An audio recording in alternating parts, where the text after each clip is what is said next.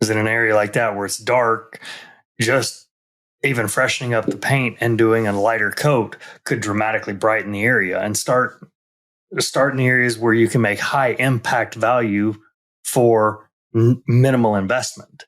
Right.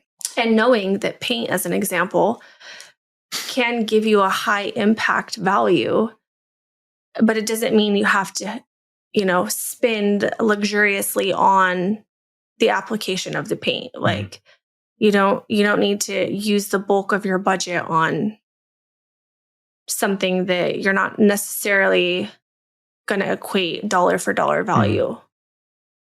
It's more of the result.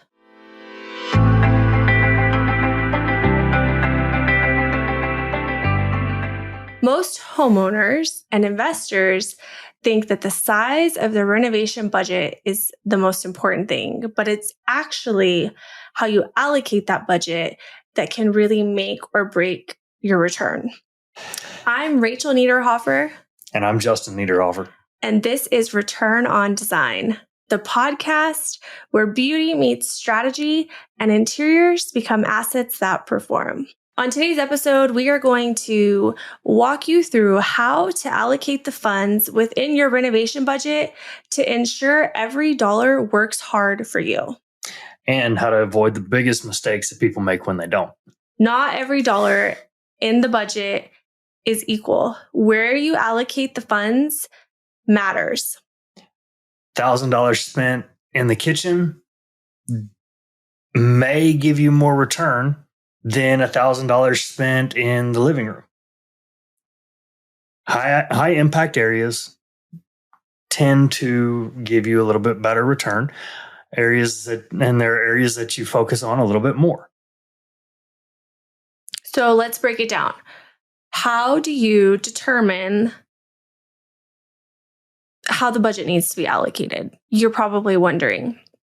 Let's say you have a $40,000 spend that you want to allocate, and you want to renovate a few things within your home or your investment property, and you're just not sure on exactly how to allocate those funds. So let me walk you through the process strategically of what we do, how we approach determining the renovation budget, and then allocating the funds within it. Well, all right, Kate. So you had that. So then, what are some of the areas in the house that really are focus areas? Because there are those that you have to, or that generally tend to, I guess, move that needle. They say kitchens and bathrooms sell houses. Right. Why is that? I mean, the kitchen is like the heart of the home, right? It's typically where people spend the most time and the most life happens.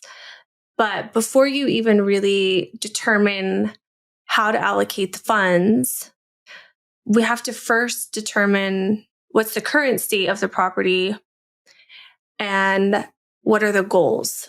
So you could focus on, let's identify pain points. What's the current state and where are those pain points? Why is it that we need to renovate this property?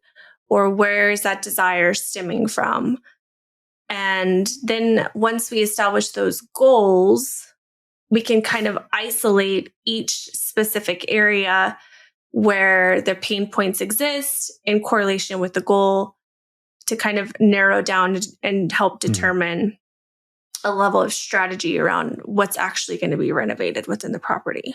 Where are the most common places where a less experienced person... That's a difficult question because I don't think it's like a one size fits all. I would say from if I itemized it, I think you can just overspend by not having strategy.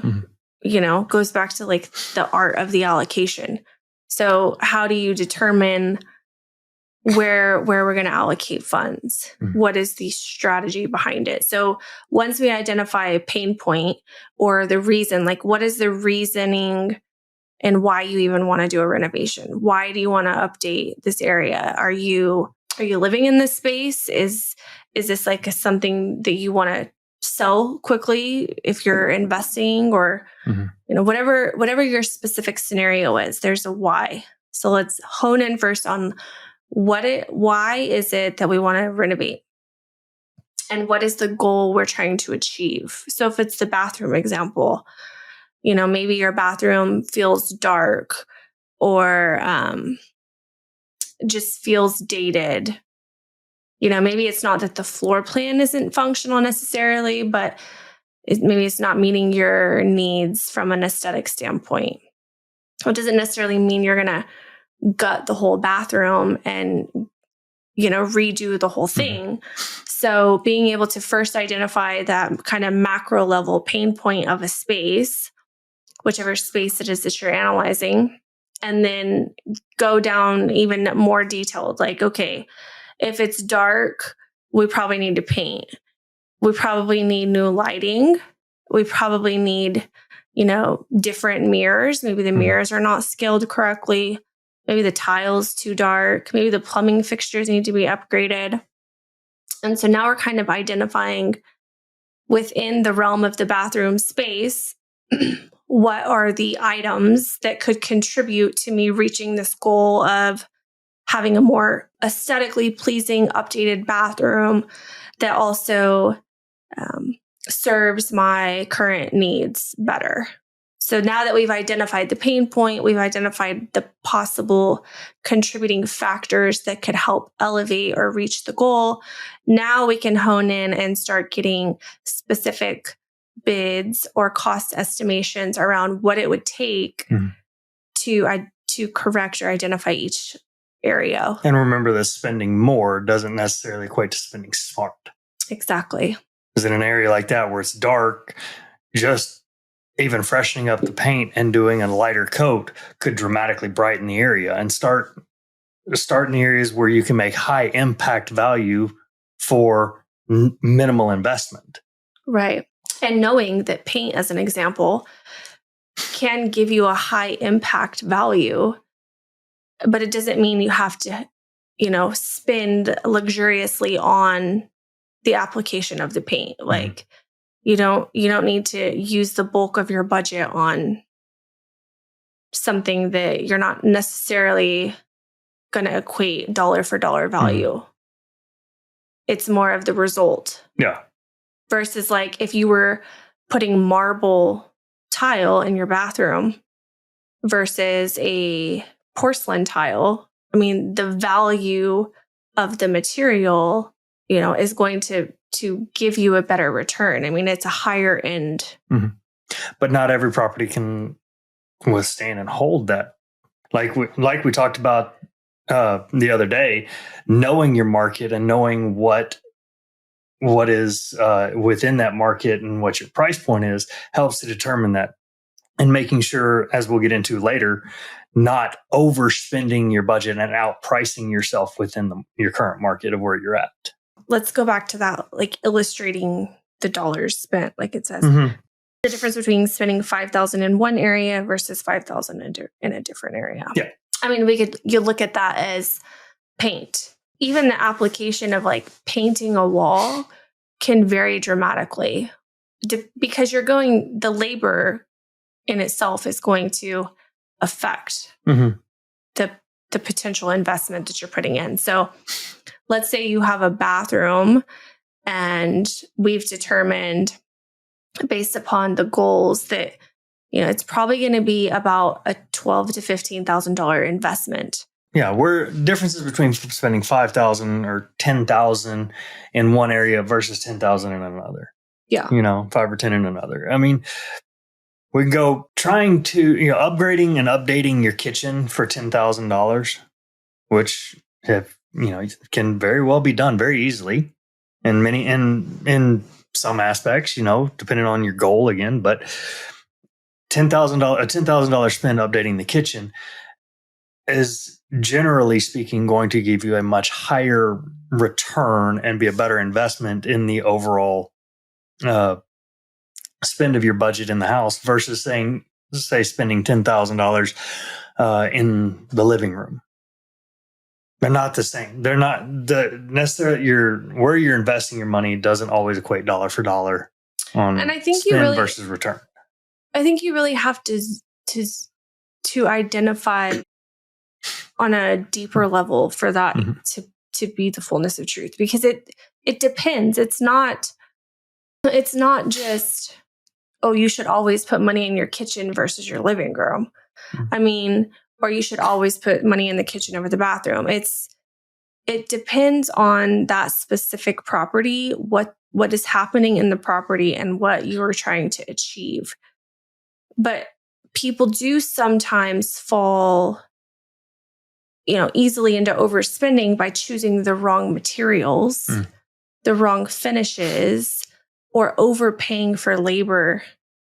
Maybe they don't have a tight control over the timeline and things get out of hand, or they don't have a tight control or understanding of the implementation of what's happening. And that can also cost you later, Like, let's say you had $15,000 to budget to a bathroom, and you identified your goals, and you want to achieve something lighter, fresher, and more current. Okay, well, let's just talk about the floors. There's a huge variation in the material finishes and the cost that can equate to the result of a floor. That's not going to necessarily not achieve the goal. Like if your goal is to make the room, let's say, brighter, well, we want to put white tile down on the floor. Okay, well, should we put white ceramic? Should we put white marble? Should we put white limestone? So all of these price points are going to be different. The labor application is likely going to be different. Everything would affect your overall fund allocation. So you got to, get enough of a plan before you ever execute to be able to understand how is this money going to be strategically spent within achieving the design I'm going for without overspending over your budget or over what, to your point, the market can handle for maybe the area. Yeah. So real example would be our Maxwell project in the kitchen. The home still had the original cabinetry from the 70s. It had been painted probably a few times. I don't think the countertops had ever been updated. Some of the appliances were original to the 70s. Like, we knew that we had to upgrade this kitchen because the goal was this home was going to be renovated and put back on the market for a quick turnaround. So we had to make design decisions to make the house sellable, make it desirable. And part of that was, in that kitchen, our original goal too was that we were just going to maybe clean up the cabinetry, replace the countertops, do a new backsplash, and yes, update the appliances. But, this is where your strategy has to come in. And it's like, well, yes, that may be the original intent, but to make your money work smart, to make wise design choices, and the best outcome for your investment, your property, be it your home or something you're flipping, you need to get the bids. And after we got bids for what is it going to cost to refinish these cabinets, or looking at, installing new, just completely replacing them, our money was going to be much better spent with a complete. We're going to take the old cabinets out. We're going to replace them with a semi-custom painted cabinetry. We already knew that we were spending money to do cabinet or countertops and backsplash, so that didn't change anything. But by doing that, we got a much fresher, newer look. Yeah. So let's break that down for our listeners a little bit deeper. So, like you said, we knew that we were going to update the kitchen, and but we had to get bids to be informed enough about making the best decision so that we didn't overspend on the kitchen. Yeah. So part of that art of allocation from a funding perspective was, okay, let's get bids to paint. What's it going to cost to paint and update hardware? That seems initially like, oh, that's a quick fix, right? the most minimally invasive thing you can do. So let's get a bid for that. And then the second option was, well, what if we just replace the doors, or let's just do a full on refabbed custom cabinet from like a local cabinet maker. And we got a bid on that. And we were kind of weighing the bids, like, okay, we're actually not that far apart, but let's go ahead and see what about like semi-custom, prefabbed, where we don't have to add that paint expense. Because if we did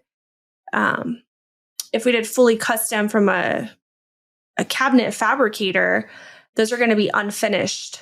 Yes. So you would either have to paint them or stain them, but somehow you'd have to finish the product, which is going to be an added expense.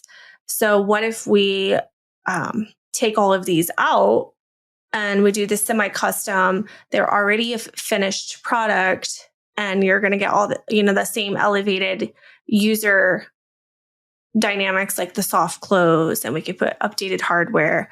So we before we made any decisions, we were still strategizing. Okay, we have A, B, and C. A is we repaint, B is we get fully fabricated cabinetry, C is we tear these out and we put in prefabbed semi-custom. And once we got all of the bids back and we had the full spectrum of, the financial breakdown and what each aspect would do for the kitchen, now we were able to make a strategic decision. And now we were able to say, okay, this is exactly how much money we're going to take out of our renovation budget and allocate to this specific aspect of the project. Yeah. And in the end, we decided to go with the prefabbed semi-custom cabinetry, which gave that kitchen a much more elevated look, modernized look, went a lot nicer with the appliances that we already had planned to install. And just overall made it a much better design choice and plan to, again, just completely elevate the space. Yeah, made it more livable. For sure, made it more beautiful. And really made it brand new. And one area where, people sometimes can fall victim to overspending is they think, oh, I have to redo the whole kitchen. Like we're going to move the gas line from this wall to this wall, or I don't want the sink right there. I want the sink over on this wall. And now you can really start, when you start getting into the walls like that, you start adding a lot of costs. So sometimes the simple solution is to, keep it simple. If the layout in this example was not a bad layout, I mean, the only thing we moved was really the location of the refrigerator, which all that was an electrical plug. Yeah. So you can really overspend if you start trying to prematurely move things that are not going to really affect the outcome significantly. If we're not moving walls and making it a full open kitchen, you may not actually need to put the sink in the island and therefore move the water line, and it just can snowball into all sorts of added expenditures. So to your point, keeping it simple and really having a very intentional plan before you start to execute. That's where that strategy comes in. And remember, part of the strategy too is getting the most bang for your buck.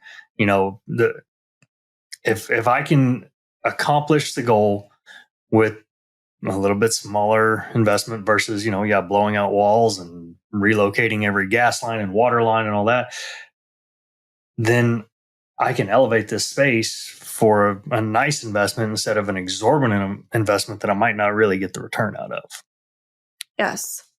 And how do you know if you're going to get your return? I mean, that goes back to that the market, and being able to strategically allocate and not overspend for the market.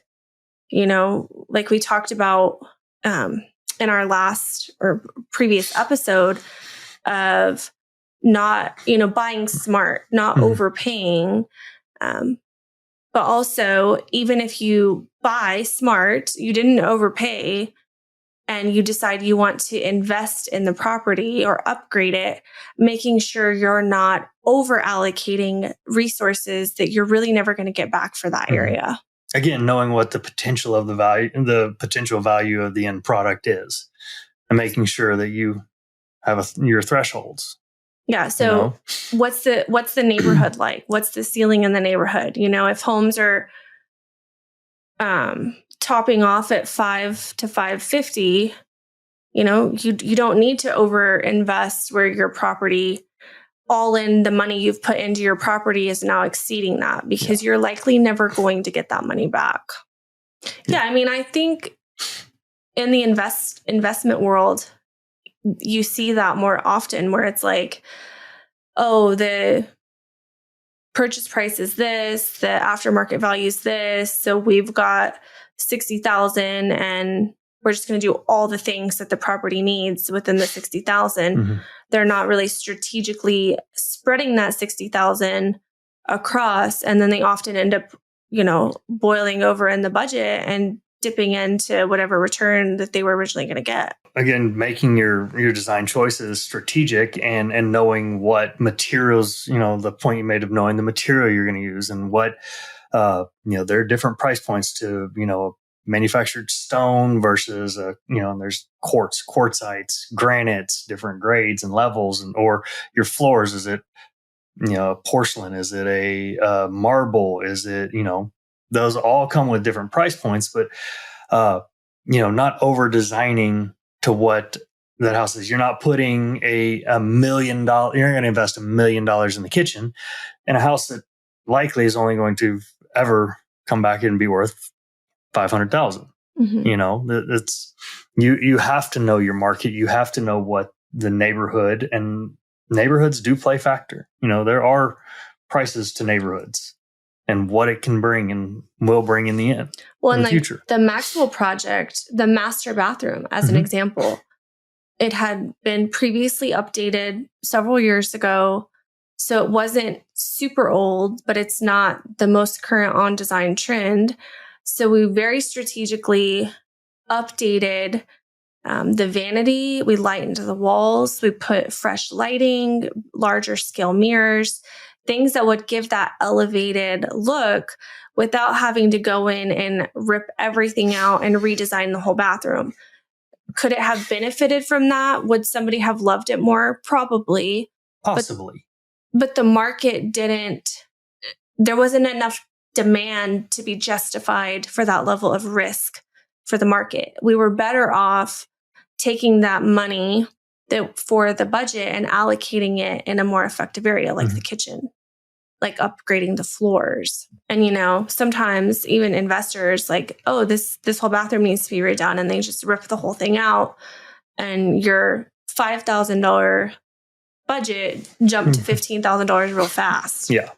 One way to strategically address the funds and how much you should be spending on an area without exceeding the ceiling for that area, not over designing, not overspending, is going to go straight back again. What's the goal?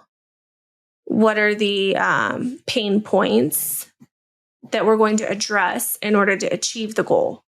So if the pain point is not going to strategically get you to the goal, then you probably need to readdress some things about it anyways. To your point, not over designing, not overspending.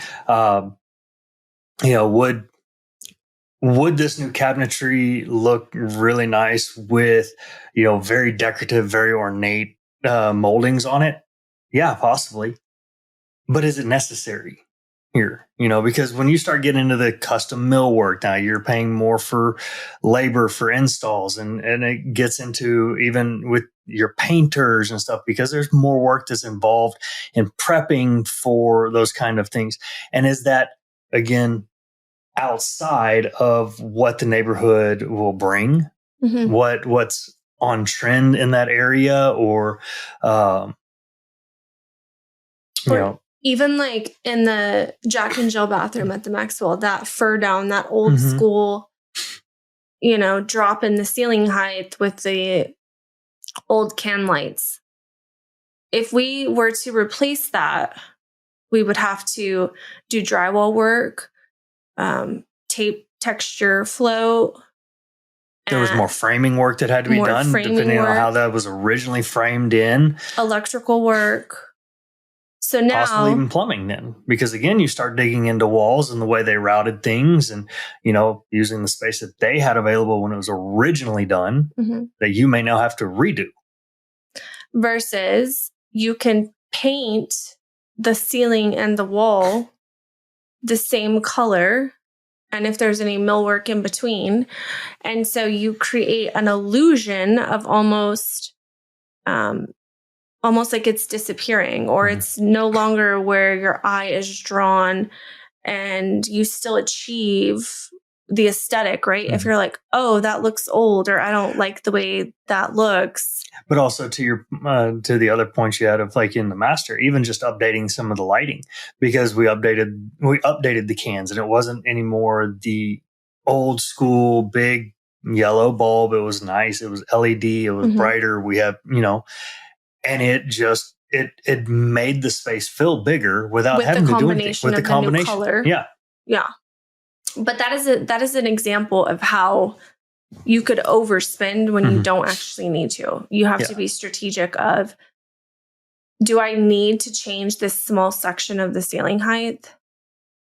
Is that really going to give me a huge return? Like what's the potential cost that's going to take versus what's the outcome? Another example specifically around that was the dining off of the kitchen. Yeah.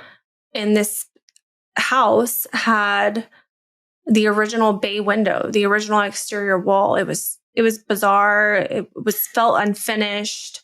It didn't have the windows in it, but it had the original openings for the windows.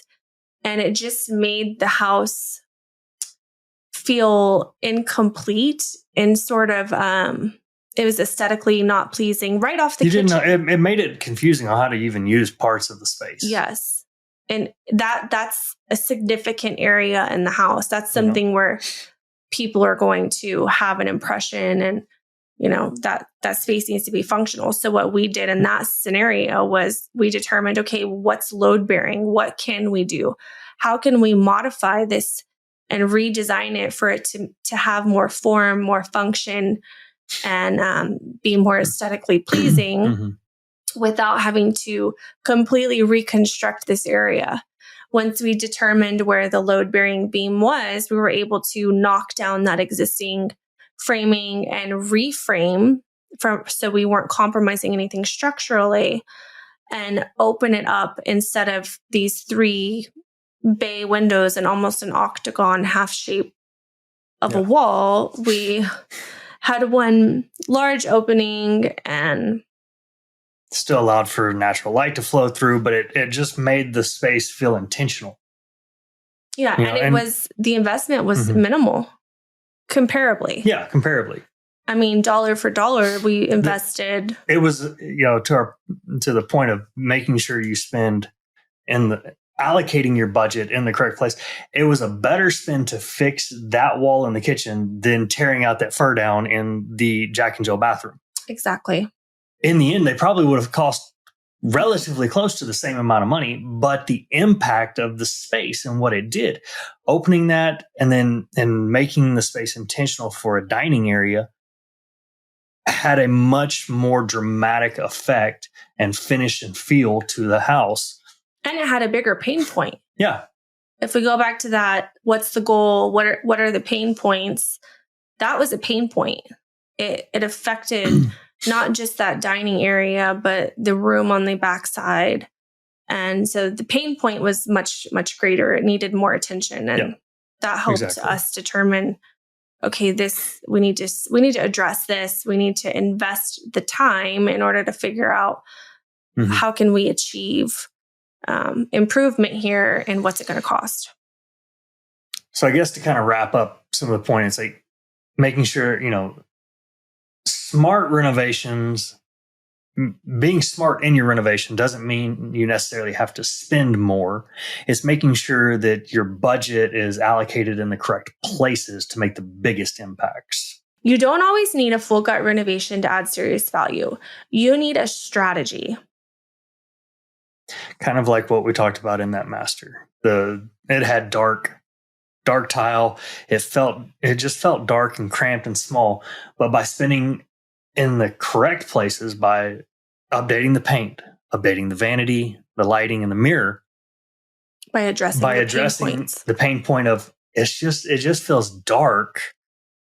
We were able to lighten it up in a whole lot of aspects that, without having to completely regut and redo everything that had already been done once.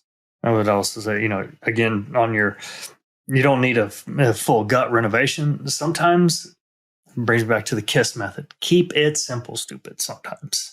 Sometimes you just have to be, it's smarter to keep it simple than to go way too deep into it.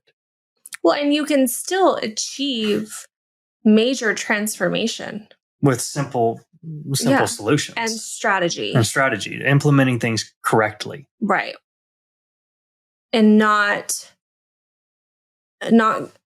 executing before you have educated yourself, informed yourself, and have a strategy. Yeah. And then being fluid through the process, that things might come up, things might change.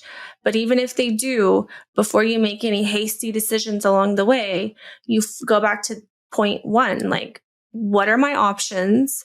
What are the pain points? What is the cost? And then you make a decision. And make the best decision from there. No trigger pull. No gut reaction. So whether you are a seasoned investor building out your portfolio, or you just want to learn how to improve your own space, add value to it emotionally, experientially, financially, and we are going to be equipping you every week with what we know, the insider information, what we've learned along the years. And if you like this content, if you like what we are giving you, make sure you subscribe, follow, and so you can stay informed. I don't know. Your closeout line, I'm not sure. If you like what you heard, click follow along, subscribe, and tune in to us each week. Again, we will be sharing our inside information of what we have learned over the years, the pain points that we've seen, the things we've learned from other investors, builders, tradespeople, and reminding you that you can do this as well. This is at your fingertips. It's not just for this, a few, but you can do this as well. Yeah, if you want to get that bang for your buck, get your return, get the value, and be happy at the end, we're going to equip you to do that. So thanks for tuning in. We look forward to seeing you guys next time, and have a good one. We appreciate it.